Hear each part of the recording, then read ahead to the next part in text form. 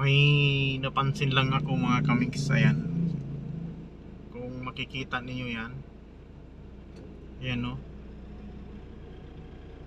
gumawa siya ng kanyang bahay-bahay dyan. Kawawa naman, maulan. Tapos ganyan yung ano niya oh.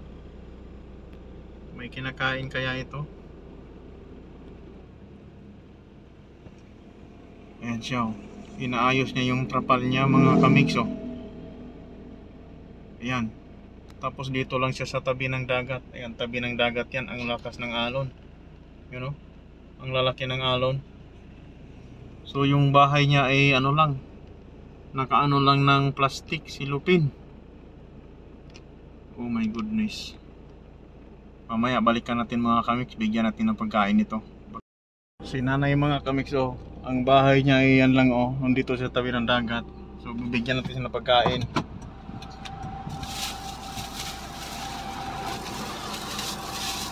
Nay! Tinapay! Tinapay, oh.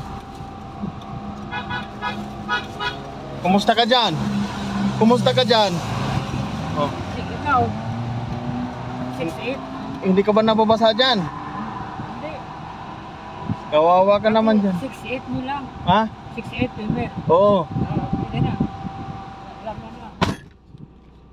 Ayan, binigyan natin ng tinapay sa mga kamiks dahil kawawa si nanay oh.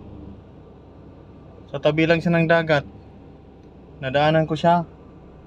Diyan no, yan lang yung bahay niya. Hindi ko ng tinapay at saka mainom niya. Kawawa naman.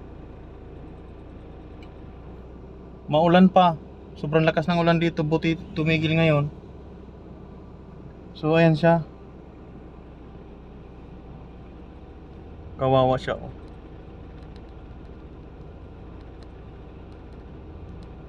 So hindi ko alam kung taga saan siya mga kamiks, nadaanan ko lang siya.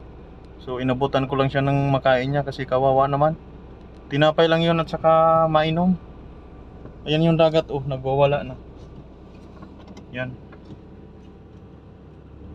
Dito lang siya nanirahan oh. Yun yung bahay niya oh, ikot tayo. Umikot lang ako mga kamiks kasi nagmamaniobra ako. So ayan oh, sa tabi lang ng dagat na nirahan si nanay. Ayan yung dagat oh. Tapos andun siya sa unahan. Tapos ayan oh, umuulan na. Tapos doon lang siya nanirahan. Sana makatulong man lang ako sa kanya kahit paano. Magkakain man lang siya. So, baka wala siyang kinakain dyan. Ayan na siya mga kamiks oh. Yan. Ayan na siya sa loob oh. Kawawa naman si nanay. So uuwi na ako. Maulan na naman kasi. 4 na araw na tuloy-tuloy dahil may bagyo. Kawawa yun.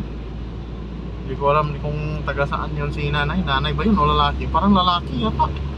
Mahaba lang yung buhok.